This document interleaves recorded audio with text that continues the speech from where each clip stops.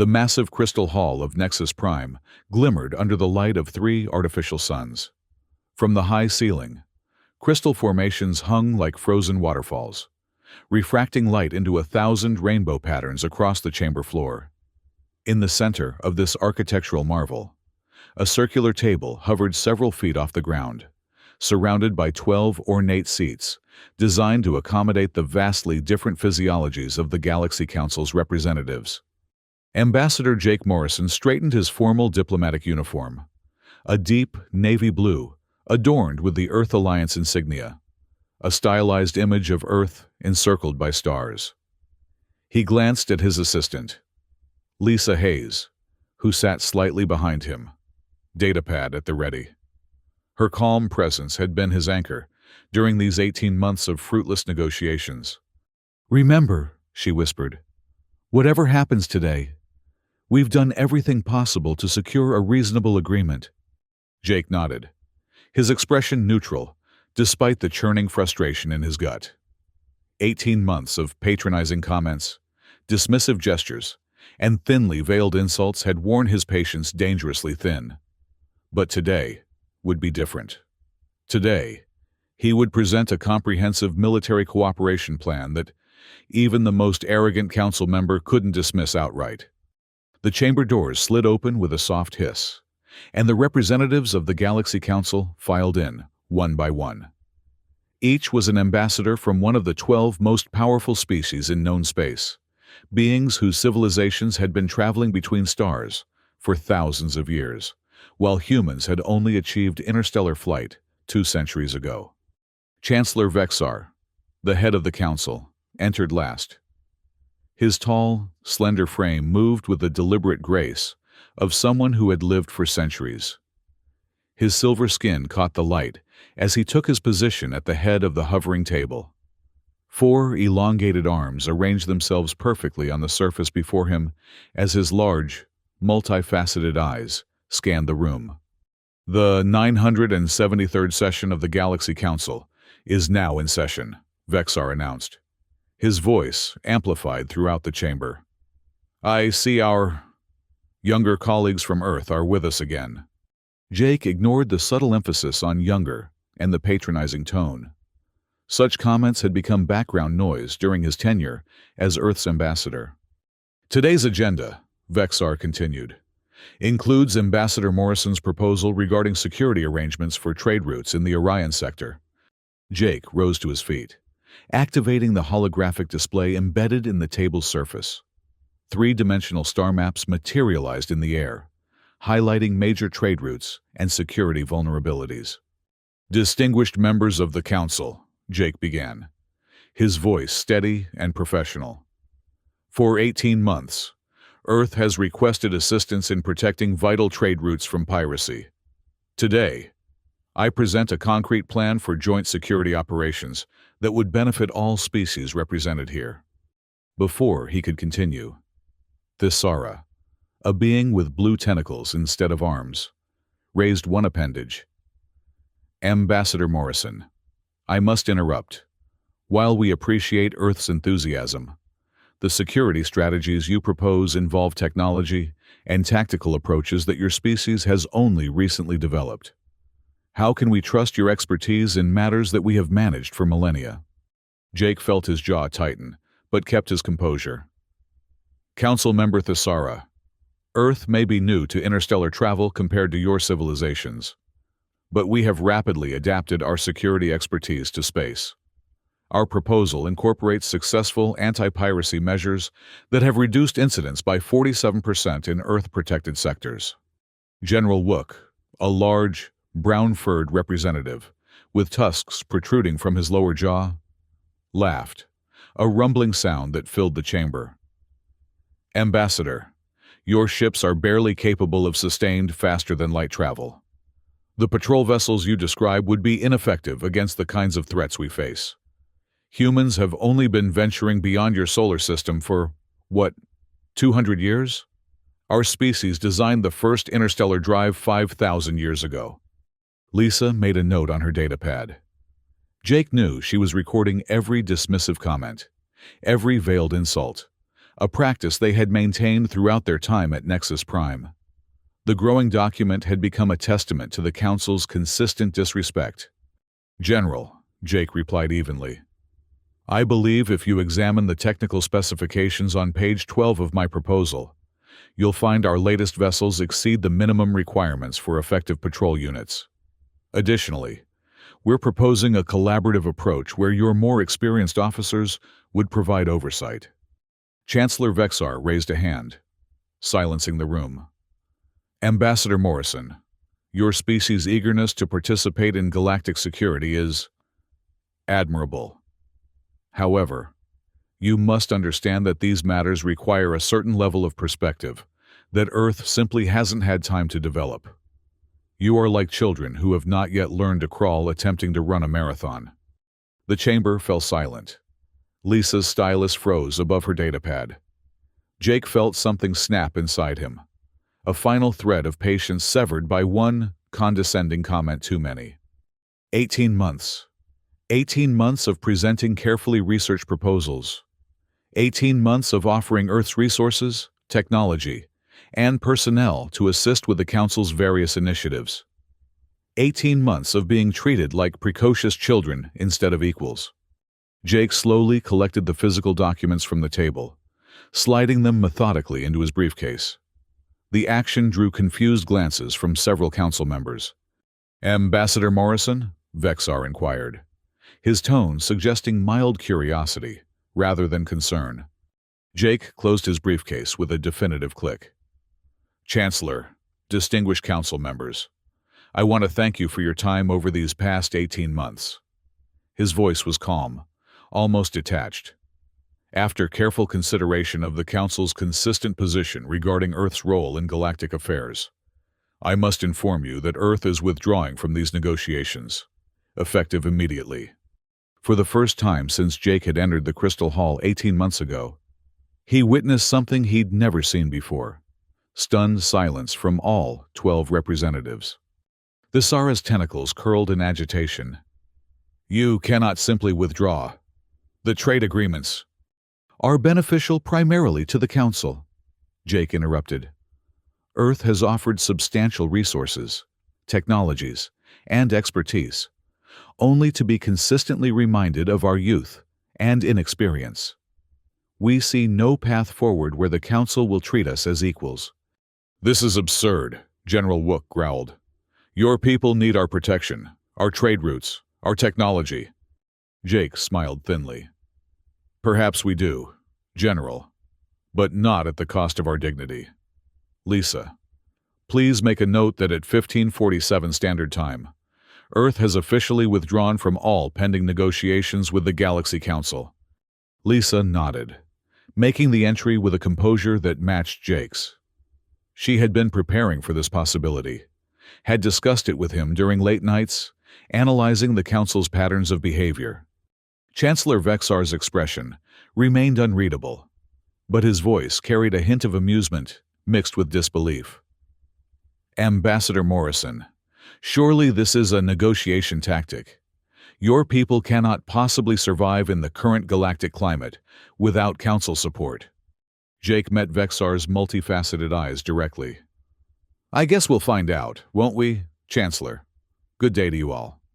With that, Jake and Lisa turned and walked toward the chamber doors, their footsteps echoing in the stunned silence. Not one of the 12 representatives called after them as the crystal doors slid shut behind their departing forms. Outside in the corridor, Lisa released a shaky breath. "Well, that happened." Jake nodded, the reality of his decision starting to sink in. "It did, and now we implement Phase 2. "Admiral Peterson will be pleased," Lisa remarked, a small smile playing at the corners of her lips. "He's been waiting for this signal for months." "Then let's not keep him waiting any longer," Jake replied, activating his secure communicator. "It's time the Council learns that humans don't need to crawl before they can run. Sometimes, we just spread our wings and fly." 3 days after Earth's dramatic withdrawal from the Galaxy Council negotiations, Chancellor Vexar stood in the Emergency Command Center beneath Nexus Prime, his silver skin reflecting the red alert lights that pulsed overhead. Around him, various council members and their military advisors huddled over displays showing real-time data from across council space. "Explain this again," Vexar demanded, addressing Cuthron, the council's head of intelligence, a being with translucent skin that revealed the constant flow of multicolored fluids through its circulatory system. Cuthron gestured to the holographic display with 7 of its appendages simultaneously. At precisely 0600 hours, every human merchant vessel within council space altered course and jumped to faster-than-light travel. All of them, Chancellor, simultaneously. General Wook pushed forward, his fur bristling. "That's impossible. There are at least 300 human trading vessels spread across 27 sectors. They couldn't coordinate something of this scale without us detecting their communications." "Evidently, they could," Thrawn replied coolly. "But that's not all. The human medical personnel stationed on Kelvar 3, Praxis, and Jordani Prime have all departed, citing reassignment orders from Earth Command. The agricultural specialists on our colony worlds have done the same." Thisara's tentacles writhed nervously. "Those colonies depend on human agricultural expertise to maintain their food supplies. The hybrid crops they developed won't survive without their care. The situation at Kepler Station is even more concerning," Thrawn continued. "The human engineering team maintaining the station's quantum core has departed. The station is running on automated systems, but without human oversight. The efficiency has dropped by 62%.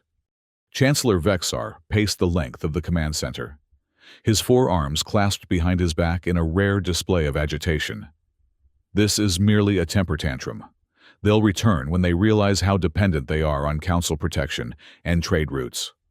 Cuthron hesitated, its translucent body briefly flushing deep purple, a physiological sign of extreme discomfort among its species. "Chancellor, there's more. I've been authorized to share classified intelligence that was previously restricted to military high command." The chamber fell silent as Cuthron activated a secure channel on the holographic display. Images of massive shipyards appeared, showing construction facilities far larger than anything the Council had assumed humans possessed. "These images were captured by our deep cover operatives in the Centauri system 6 months ago," Cuthron explained. "The humans have been constructing vessels of significant military capability. Our intelligence suggests their production capacity exceeds 150 warships per month." General Wook made a choking sound. "That's impossible. Their infrastructure couldn't support." "Their primary battleships appear to be approximately 10 times the size of our largest dreadnoughts," Thrawn continued, ignoring the interruption. "And these specifications indicate weapon systems far more advanced than what they've ever demonstrated in Council space." Chancellor Vexar stopped pacing, his multifaceted eyes fixed on the holographic data. "Why are we only seeing this intelligence now?" Cuthron's body flushed purple again. "The information was discounted by the Military Analysis Division. The consensus was that humans couldn't possibly have developed such technology so quickly. The analysts assumed the images were either falsified or misinterpreted." "And now?" Vexar asked quietly. "Now we have confirmation that all the data we've been permitted to see about human military capability has been deliberately limited," Cuthron replied. "They've been feeding us carefully selected information, showing us only what they wanted us to see." The implications hung heavy in the air. For 18 months, Ambassador Morrison had presented proposals that portrayed Earth as a developing power, eager for Council guidance. All while his species had been building a military force that potentially rivaled the Council's combined fleets. "We need to send a diplomatic mission immediately," Thisara suggested, tentacles curling anxiously. "Offer concessions, reopen negotiations." "No," General Wook growled, thumping his massive fist on the console. "We show strength. I'll dispatch the Eternal Glory to Earth's solar system. One glimpse of a real council dreadnought will remind them of their place. Chancellor Vexar considered for a moment before nodding. Proceed, General. But instruct your commander to maintain a respectful distance and send clear communications that this is merely a diplomatic visit. We don't want to provoke an unnecessary conflict. General Wook offered a salute before stomping away to issue the orders. As he departed, Thrawn moved closer to Chancellor Vexar, lowering its voice. Chancellor, there's one more thing you should know. According to our most recent intelligence, the humans have been in secret negotiations with the Drain Alliance, the Free Colonies, and at least 4 other independent powers that have historically resisted Council authority. Vexar's silver skin seemed to pale further. To what end? We're not certain, Kuthron admitted. But the frequency of meetings has increased dramatically since Ambassador Morrison left Nexus Prime. Chancellor Vexar gazed at the holographic display, watching as red indicators representing departing human ships created a wave of movement away from Council space. For the first time in his 300-year political career, he felt a sensation that had become foreign to him. Uncertainty. Continue monitoring the situation, he ordered Kuthron, and prepare contingency plans for all Council worlds that rely on human technology or expertise. I fear this withdrawal may be more strategic than emotional. 4 days later, the Council Emergency Command Center was in chaos. General Wook stood before the gathered representatives, his fur matted with stress, his tusks grinding audibly as he delivered his report.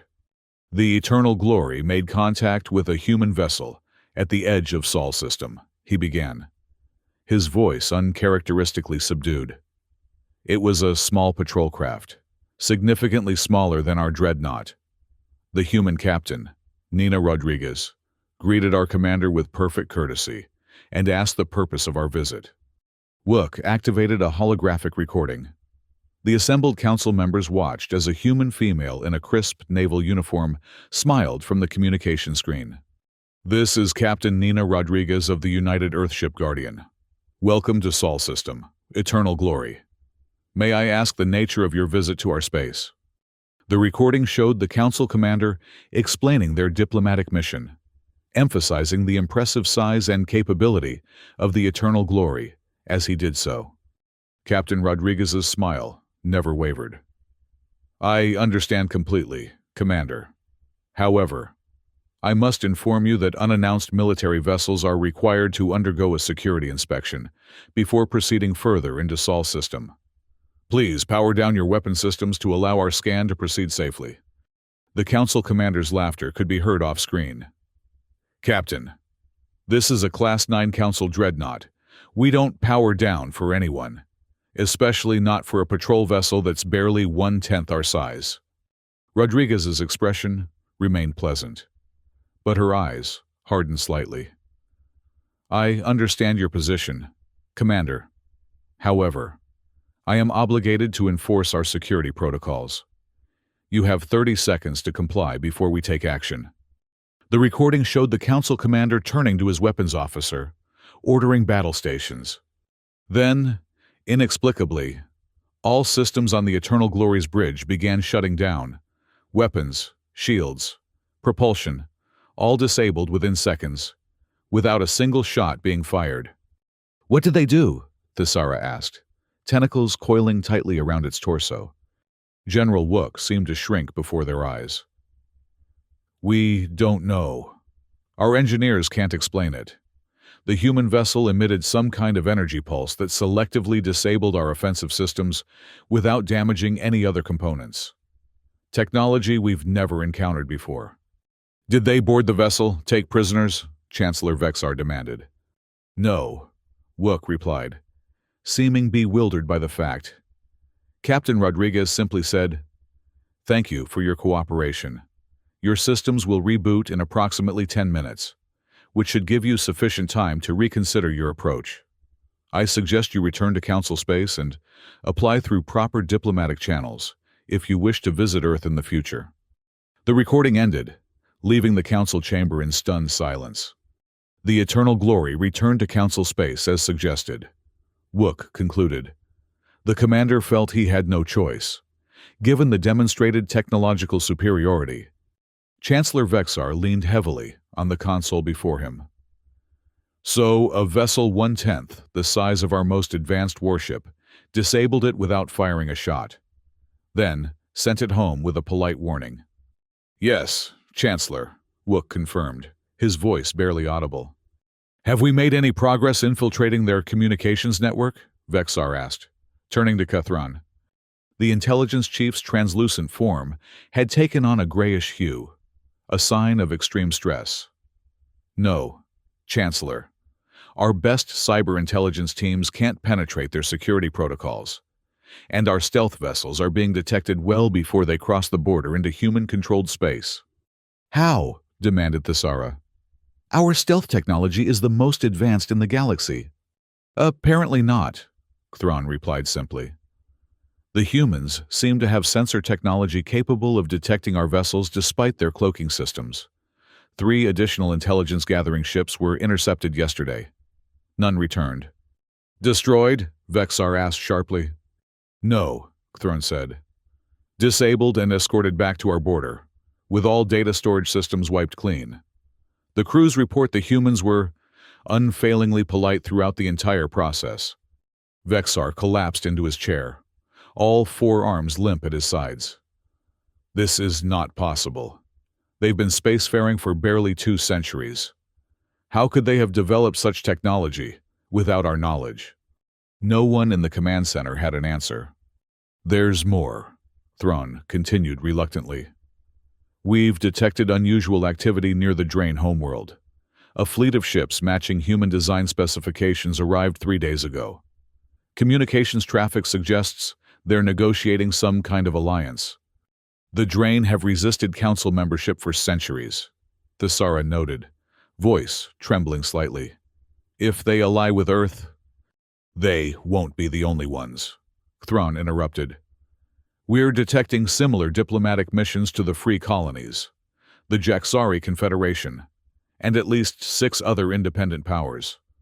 All species that we've historically considered technologically inferior. The implications were clear. Earth wasn't just withdrawing from the Council.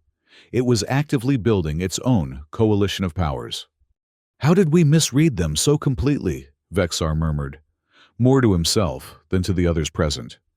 Kithrin's form pulsed with colors as it considered its response. I believe, Chancellor, that we made the mistake of equating age with capability. We assume that because humans have been traveling between stars for only 2 centuries, they must be inferior in all respects. But how could they have hidden such advancement? Thesara demanded. They didn't hide it, Thrawn replied softly. They simply allowed us to see what we expected to see. They showed us the technology they were willing to share, not everything they possessed. And we, in our arrogance, never questioned whether there might be more beneath the surface. Chancellor Vexar stood abruptly. We need to re-establish contact. Send Ambassador Quindar to Earth immediately. He's our most experienced negotiator. If anyone can salvage this situation, he can... Chancellor, Thrawn said hesitantly. Our intelligence suggests that Earth knew exactly what they were doing when they withdrew. This wasn't an emotional response to being treated poorly. It was a calculated strategic move that they had been preparing for months, possibly years. Your point, Intelligence Chief? Vexar asked wearily. My point, Chancellor, is that they wanted us to underestimate them. They wanted us to treat them with condescension. It gave them time to build alliances, develop technology, and prepare for independence from Council influence. And we played directly into their strategy. The revelation settled over the command center like a shroud. For thousands of years, the Galaxy Council had maintained its position through a careful balance of diplomacy, technology sharing, and the occasional display of military might. Never before had they encountered a species that had so thoroughly outmaneuvered them on all fronts simultaneously. Send Quindar, Vexar repeated, his voice firmer now. and pray that the humans are more forgiving of our arrogance than we deserve. 6 months after Earth's withdrawal from the Galaxy Council negotiations, Ambassador Quindar stood at the viewport of his diplomatic vessel, gazing out at the impressive fleet of ships escorting them through the Sol system. Each vessel gleamed in the distant sunlight, their designs sleek and purposeful, unlike anything he had seen in his 3 centuries of diplomatic service. "They're beautiful, aren't they?" remarked his aide, a young Palaxian named Jorith. "Completely different engineering philosophy than anything the Council uses." Quindar nodded silently. After 50 years as the Council's premier diplomatic troubleshooter, he had thought himself beyond surprise. Yet everything about this mission had challenged his expectations. First, there had been the formal response to his request for a diplomatic meeting, polite but firm conditions for his visit, including the requirement that his vessel submit to security scans and accept an escort through Earth-controlled space. Then, there had been the stunning revelation as they approached the Sol system's outer boundary, a defensive perimeter of satellites and patrol vessels far more extensive than Council intelligence had reported. But most surprising of all had been the glimpse of the lunar shipyards as they passed Earth's moon. Massive construction facilities stretched across the lunar surface, with dozens of capital ships in various stages of completion. The scale of the operation suggested a civilization that had been spacefaring for millennia, not mere centuries. "Ambassador," called the communications officer, "we're receiving coordinates for our landing. We've been directed to a facility in what the humans call Switzerland." Quindar turned from the viewport. "Very well. Inform them we'll comply with all protocols."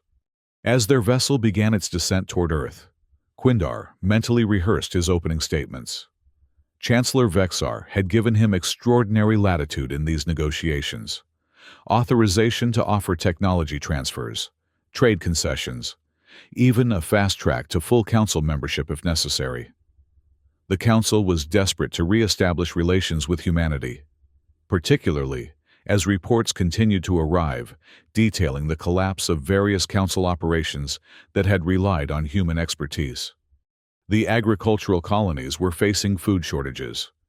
Kepler Station's efficiency continued to decline.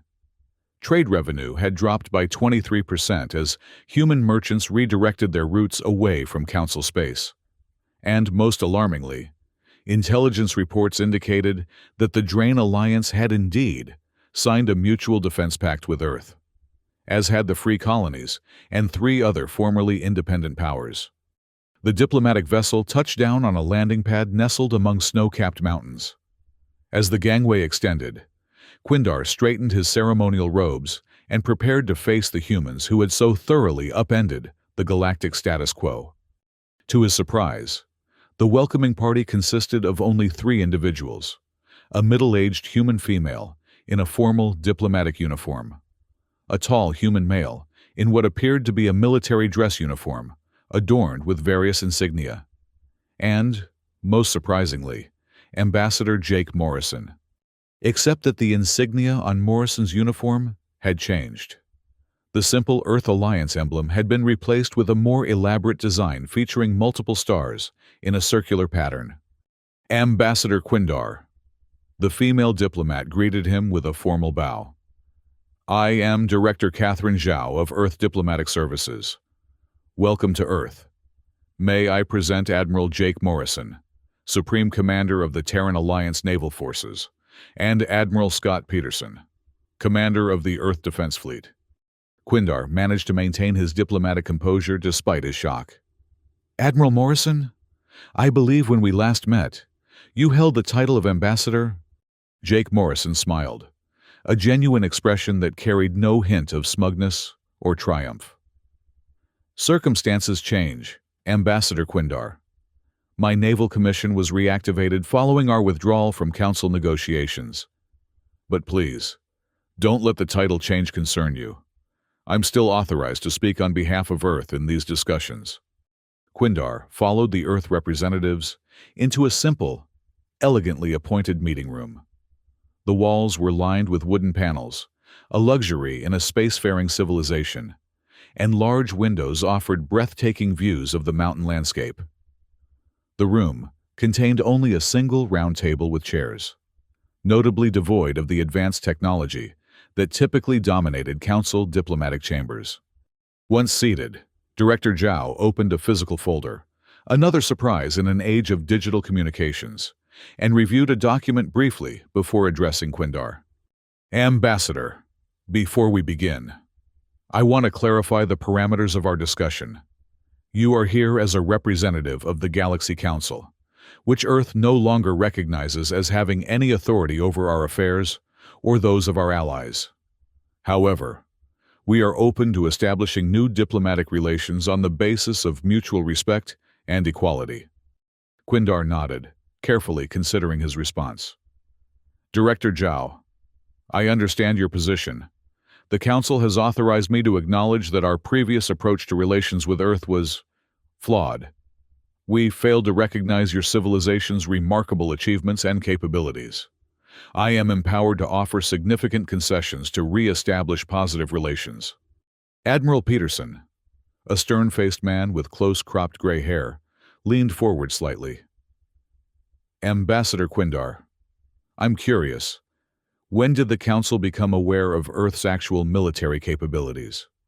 The directness of the question caught Quindar off guard. In Council diplomacy, such matters would be approached obliquely, through layers of euphemism and implication. Admiral, I believe the Council's intelligence services began revising their assessments approximately 3 days after your withdrawal from negotiations. Quindar admitted, seeing no value in dissembling. Jake Morrison nodded, as if confirming something he already knew. And the Council's reaction? Disbelief, initially, Quindar replied honestly, followed by concern, particularly as we began to understand the extent of our dependence on human expertise in various sectors. Dependence that was never acknowledged during 18 months of negotiations, Morrison observed, his tone neutral rather than accusatory. Quindar spread his hands in a gesture of concession. A significant oversight on our part. One of many, I'm afraid. Director Zhao closed her folder. Ambassador Quindar, I appreciate your candor. Now, perhaps you could explain exactly what the Council hopes to achieve through these discussions. Quindar took a deep breath. Put simply, Director, the Council wishes to repair relations with Earth. We are prepared to offer full membership with all the privileges and protections that entails. We recognize now that Earth deserves a seat at the table as an equal partner in galactic affairs. A moment of silence followed his statement. The three humans exchanged glances, communicating something Quindar couldn't interpret. Finally, Admiral Morrison spoke. Ambassador Quindar, I appreciate the offer, truly. But I'm afraid you misunderstand our current position. Earth is not seeking membership in the Galaxy Council. Not anymore. Quindar felt a chill that had nothing to do with the mountain air. I don't understand. Morrison stood and walked to the window, gazing out at the mountain vista. For 18 months, I sat in that crystal hall on Nexus Prime, listening to Council representatives dismiss human achievements, minimize our contributions, and treat us like children begging for attention. He turned back to face Quindar. All while my colleague, Admiral Peterson, was building the most advanced space fleet in known history. Peterson's expression remained impassive, but there was a hint of pride in his eyes. You see, Ambassador, Morrison continued, Earth had a choice to make when we first encountered the Council. We could reveal everything at once, our full military capability, our technological achievements, our production capacity, or we could proceed cautiously, testing the waters. We chose the latter approach, Director Zhao added. We wanted to see how the Council would treat us if they believed we were relatively inexperienced and dependent on their goodwill. A test which the Council failed spectacularly, Admiral Peterson concluded bluntly. Quindar felt a growing sense of unease. What exactly are you saying? Morrison returned to the table, activating a small, holographic projector that he removed from his pocket. A three-dimensional star map appeared, showing hundreds of systems connected by trade routes and political boundaries. This, Morrison said, indicating a large section of the map, highlighted in blue, is what we call the Terran Alliance. It currently includes Earth, the Drain systems, the Free Colonies, and 7 other formerly independent powers, all joined together under principles of mutual respect, shared defense, and technological cooperation. The blue section was nearly as large as the area marked in red, which Quindar recognized as Council space. "How?" he asked, unable to keep the astonishment from his voice. "How did you build such an alliance so quickly?" Morrison smiled slightly. "It wasn't quick, Ambassador. We've been in discussions with these powers for over 3 years. Many of them had their own grievances with the Council's approach to lesser species. Our withdrawal simply accelerated the timeline for formalizing these arrangements." Quindar stared at the map, his diplomatic training failing him as the implications became clear. The Galaxy Council was no longer the unchallenged power in this region of space. For the first time in thousands of years, they faced a coalition of comparable size and, potentially, comparable strength. "What does this mean for the Council?" he asked finally. Morrison deactivated the hologram. "That depends on the Council. Ambassador, we have no hostile intentions. We simply wish to exist as an independent entity, free from Council oversight or interference." "And if the Council objects?" Quindar asked, already knowing the answer. "We would regret any conflict," Admiral Peterson said coolly. "But the Terran Alliance is prepared to defend its sovereignty and that of its member worlds." Director Zhao leaned forward, her expression softening slightly. "Ambassador Quindar, we didn't invite you here to threaten or intimidate. We have a proposal for the Council, one that could benefit all species involved." "I'm listening," Quindar replied, relieved to return to the familiar territory of diplomatic proposals. "The Galaxy Council has 2 options," Morrison explained.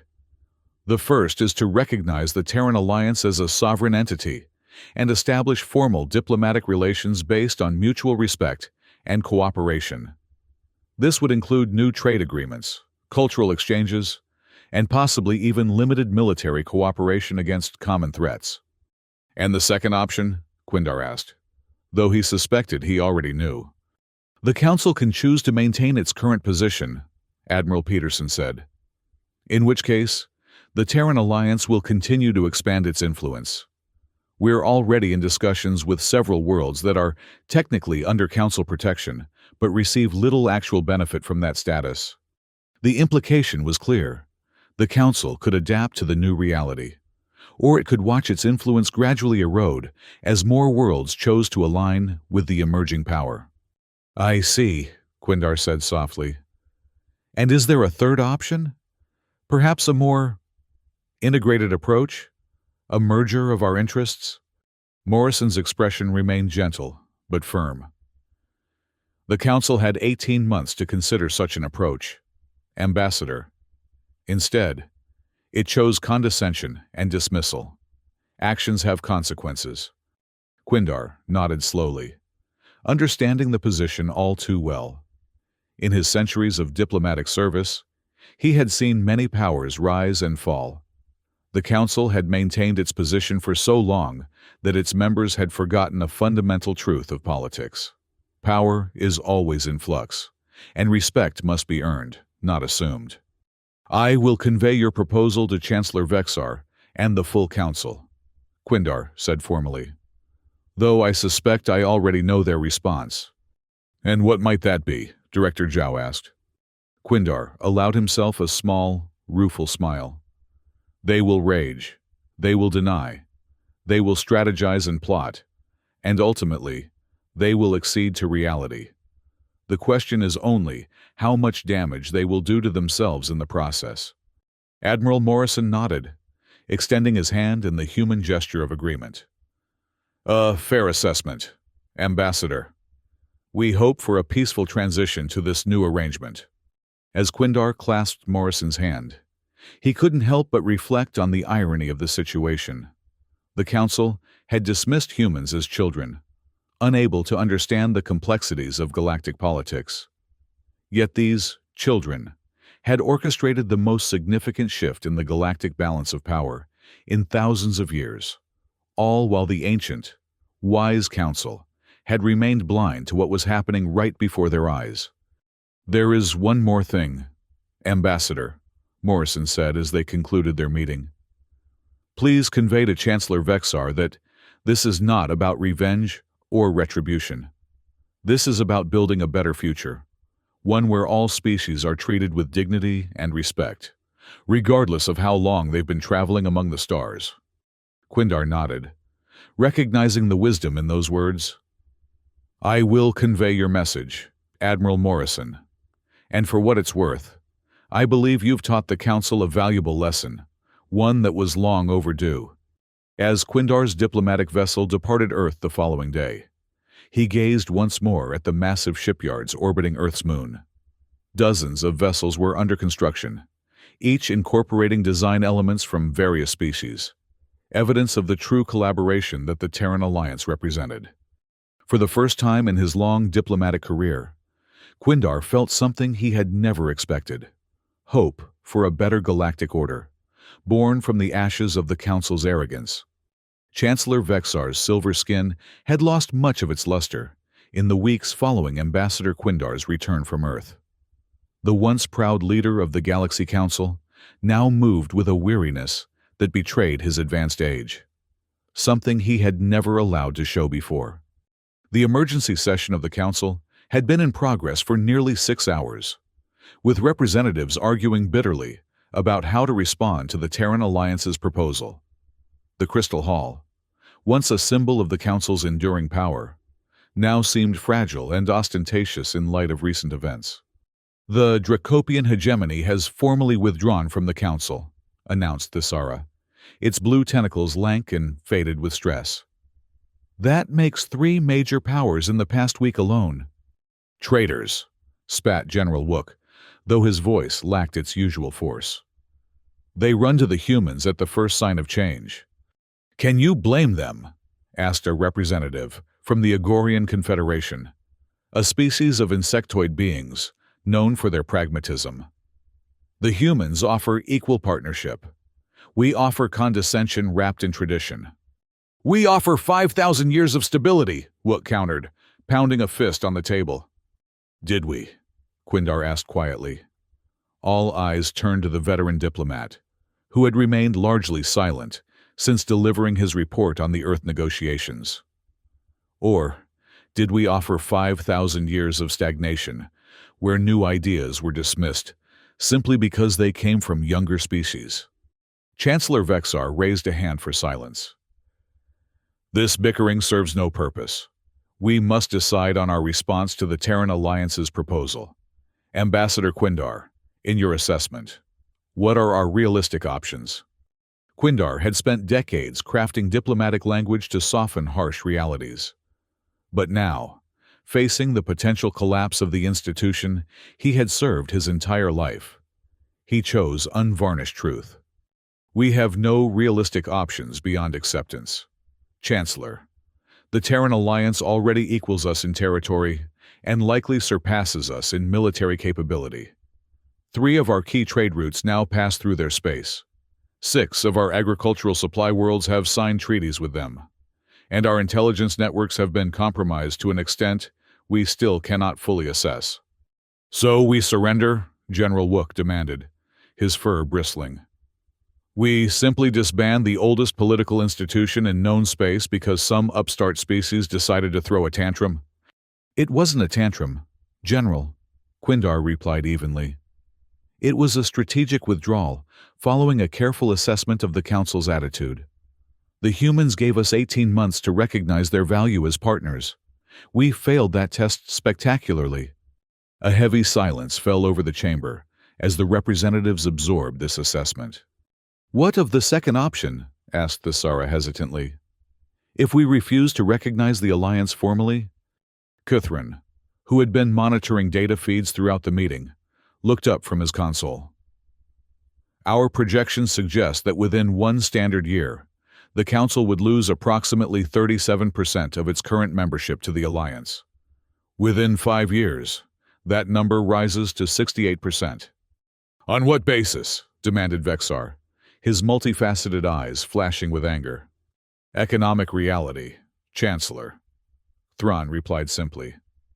The Terran Alliance trade agreements offer more favorable terms than ours. Their defensive commitments are more robust. Their technological sharing policies are more open.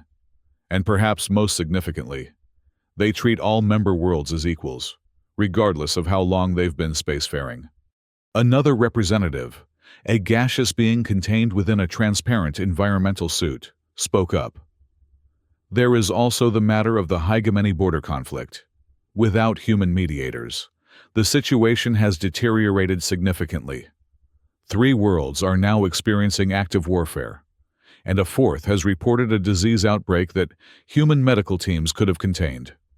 Chancellor Vexar's shoulders slumped slightly.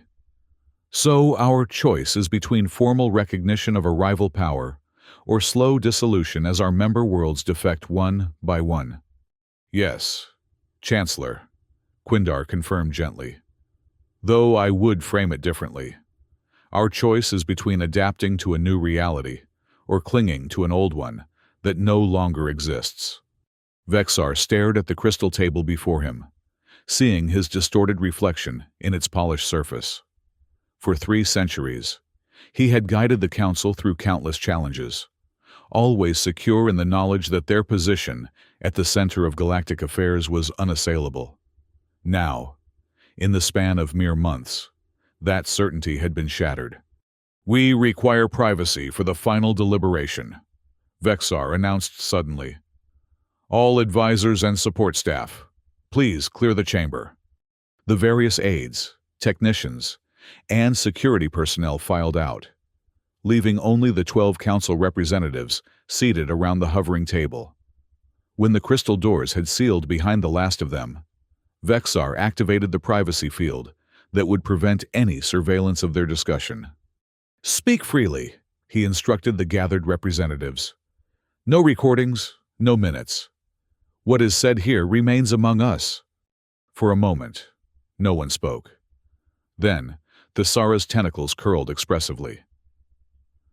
3 of my worlds have already begun private negotiations with the Terran Alliance. If the Council rejects their proposal, those worlds will leave regardless of my position. Similar admissions followed from other representatives. The Agorian Confederation had opened a trade mission on Earth. The Palaxian Union was discussing a technology exchange program.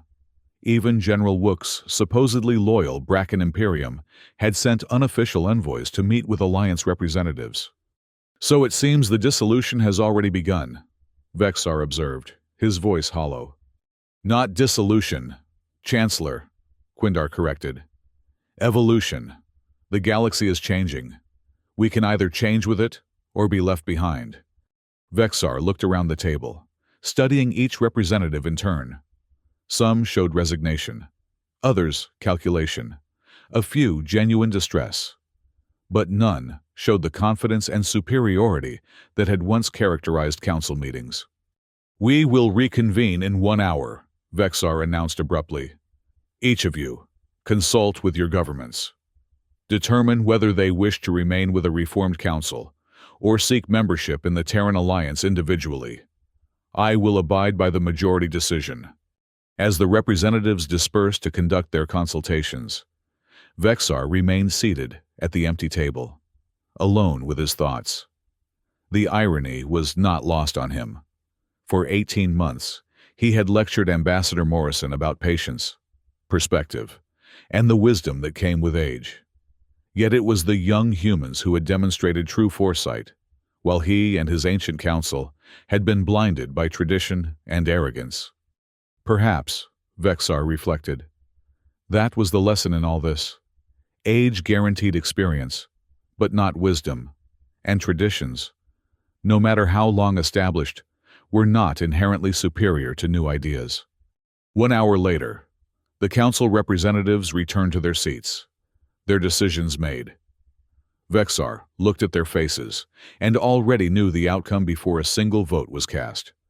"Distinguished representatives," he began, his voice stronger now, having found a measure of peace and acceptance. "For 5,000 years, the Galaxy Council has guided the affairs of this region of space. We have seen empires rise and fall. We have weathered wars, plagues, and cosmic disasters. Through it all, we have prided ourselves on our wisdom and foresight." He paused, gathering his thoughts. "Yet in our dealings with humanity, we demonstrated neither wisdom nor foresight. We saw their youth as a weakness, rather than recognizing the strength of their fresh perspective. We dismissed their ideas because they came from a civilization younger than our oldest buildings. And in doing so, we failed not only them, but ourselves, and the ideals this council was founded to uphold." Murmurs of agreement rippled around the table. "I have served as Chancellor for 3 centuries, Vexar continued. "In that time, I have presided over countless decisions that shaped the fate of billions. But none, I think, as consequential as the one we face today." He straightened in his chair, his silver skin catching the light as he made his final pronouncement as Chancellor of the Galaxy Council. "By the authority vested in me, and with the consent of the representatives gathered here, I hereby declare the dissolution of the Galaxy Council in its current form. We will seek terms for collective membership within the Terran Alliance, negotiating as a unified body rather than as individual worlds." No one objected. No voice was raised in protest. The decision, painful as it was, had become inevitable the moment the humans withdrew from negotiations 6 months earlier. "Chancellor," Quindar said quietly, "if I may offer a perspective." Vexar nodded, grateful for the experienced diplomat's insight. "This is not an ending," Quindar said, looking around the table. "It is a transformation. The knowledge, traditions, and values this council has preserved for millennia will not disappear. They will find new expression within a broader community of worlds. And perhaps, freed from the burden of our own self-importance, we may discover new wisdom in partnership with those we once dismissed." As the formal dissolution procedures began, with representatives drafting the final communications to their homeworlds, Vexar found himself standing beside Quindar at one of the Crystal Hall's vast viewports, gazing out at the stars. "Tell me, old friend," Vexar asked softly, "when you met with Admiral Morrison on Earth, did you sense any desire for retribution? Any wish to humiliate the Council for its past treatment?" Quindar considered the question carefully before responding. "No, Chancellor. What I sensed was a genuine desire to build something better than what came before. The humans don't want to replace one unequal system with another. They truly believe in the principles of their alliance, equal partnership regardless of a species' age or history." Vexar nodded slowly. "Then perhaps we have not failed entirely. If our legacy is to be absorbed into a more equitable order, that may be a worthier end than clinging to power for its own sake." "Not an end, Chancellor," Quindar reminded him gently. "A new beginning." Together, they watched as ships departed from Nexus Prime, carrying news of the Council's historic decision to worlds across the galaxy. Some would receive the news with shock, others with satisfaction, many with simple acceptance of changing times. But for the first time in thousands of years, the future of known space would be shaped not by the dictates of a select few ancient civilizations, but by the collaborative efforts of all spacefaring species, from the oldest empires to the youngest explorers. And in that future, perhaps the wisdom of age and the innovation of youth might finally find their proper balance. As the last ships disappeared into the darkness, Vexar turned away from the viewport. There was much work to be done, preparing the former Council worlds for integration into the Terran Alliance. The path would not be easy, but it would be necessary. And somewhere on Earth, he imagined Admiral Jake Morrison was looking up at these same stars, not with triumph over a vanquished foe, but with hope for a more united galaxy. A galaxy where no species would be judged by the length of its history, but by the content of its character and its contributions to the common good. That, Vexar decided, was a future worth embracing, even if it had taken the humbling of his ancient council to bring it about. In the grand scheme of cosmic time, what was 5,000 years of council history compared to the potential of countless civilizations working together as true equals? Perhaps the humans, in their youth, had grasped a truth that had eluded the council in all its ancient wisdom, that the greatest power comes not from domination, but from cooperation, not from demanding respect, but from giving it freely. And with that realization, the oldest political institution in known space passed into history, making way for something new, something that carried forward the best of what had come before, while embracing the promise of what might yet be.